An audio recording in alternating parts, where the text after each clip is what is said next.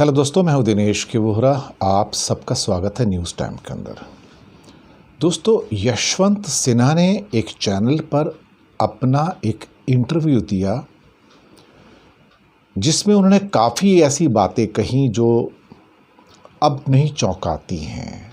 अब उनको सुनकर शौक भी नहीं लगता है और कहीं ना कहीं वो जो स्टेटमेंट देते हैं एज ए स्टेट्समैन, एक सीनियर स्टेट्समैन के तौर पर,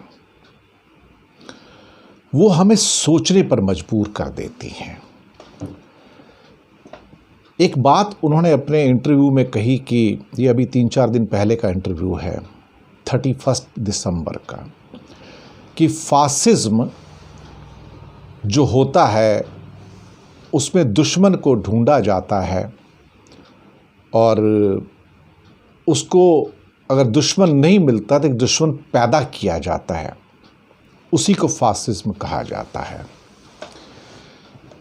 लेकिन उनका जो सारी बातचीत का जो सिलसिला था वो इस टॉपिक पे था, क्या भारत एक बार फिर से भारतीय जनता पार्टी की सरकार के द्वारा ऐसी सिचुएशन पैदा कर दी गई है कि जहां पर 1947 की पार्टीशन की स्थितियां पैदा हो रही हैं।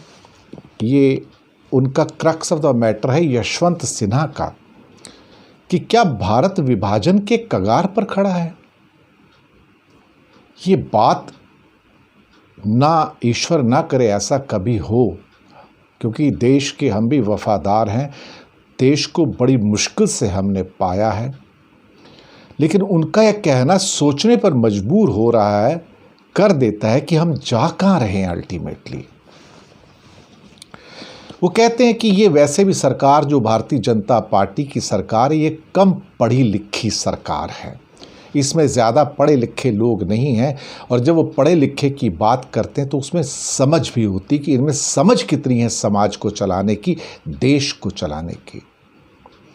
बहुत सारे पॉइंट्स यशवंत सिन्हा ने रखे इस अपने इंटरव्यू में, और उन्होंने इस बात पे भी कहा कि मथुरा और काशी में जब योगी कहते हैं कि पीछे थोड़े रहेंगे, जब राम मंदिर हो गया तो कहते हैं कि औरंगजेब और शिवाजी को भी उछालने वाले तो मोदी हैं वहाँ पर।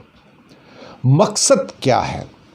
फिर एक जगह वो कहते हैं कि मोदी किसी भी हद तक जा सकते हैं, देश को वो एक भारतीय जनता पार्टी खतरनाक मोड़ पे ले आई है और कुछ भी हो सकता है, देश में भी उत्तर प्रदेश में भी। उनका कहना है कि उत्तर प्रदेश में तो ऐसी स्थितियां हैं जैसे कि नसीरुद्दीन शाह ने भी कहा कि जैसे कोई किसी को गृह युद्ध में धकेल रहा है, सिविल वॉर में धकेल रहा है। एक पॉइंट जो उन्होंने और बड़ा इंपॉर्टेंट कहा वो था कि बहुसंख्यक समाज भारत में, यानी कि मेजॉरिटी हिंसक होती जा रही है, वॉयलेंट होती जा रही है। ये बात काफ़ी हद तक निकल कर आ रही है और वो वायलेंस उनके जो एक्ट्स हैं उसमें भी है, जो उनके कार्यक्रम हैं उसके अंदर भी हैं, और जो उनकी जो स्पीचेस हैं उसके अंदर भी है, वो भी वायलेंट होती जा रही हैं।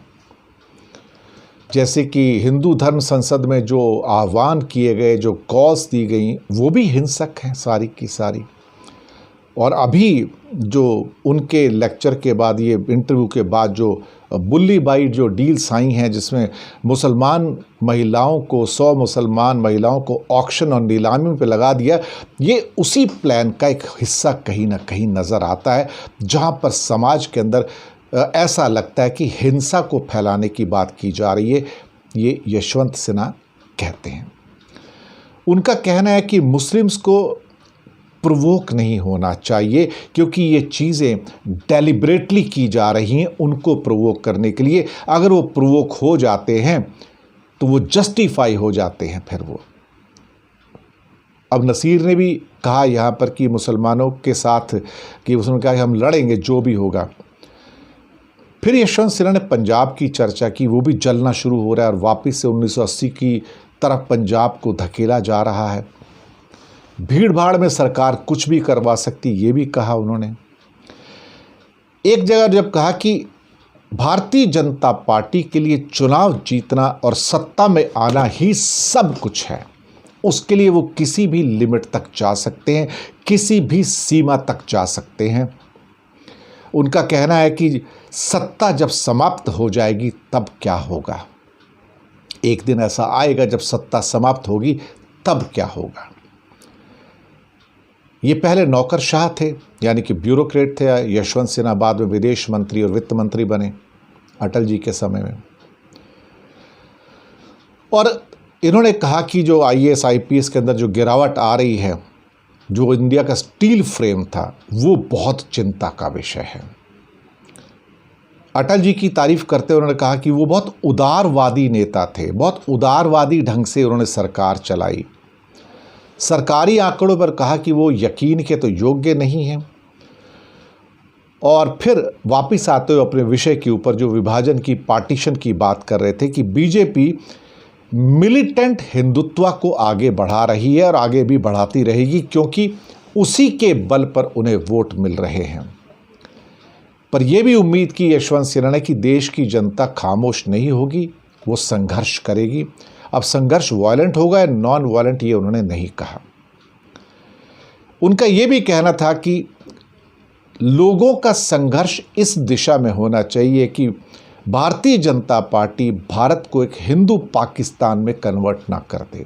ये शब्द बड़े इंपॉर्टेंट हैं। दरअसल स्टेट्समैन हैं यशवंत सिन्हा और बहुत सोच समझकर बात करते हैं वो।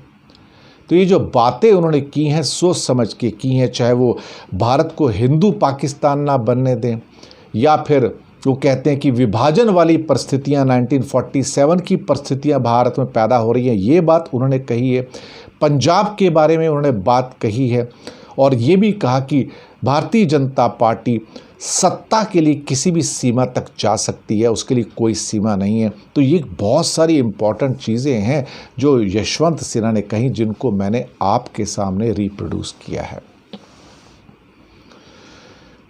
आप फीडबैक दीजिएगा, बताइएगा कि यशवंत सिन्हा का ये जो इंटरव्यू, जिसको मेरे चैनल पे नहीं था, दूसरे चैनल पर था, लेकिन मैंने सुना तो मैं भी चौंक गया, सोचने पर मजबूर हो गया कि आप क्या सोचते हैं इसके ऊपर, कि क्या जो यशवंत सिन्हा कह रहे हैं वो सही है या उसके अंदर थोड़ी बहुत बढ़ा चढ़ा कर बात की गई है उसमें।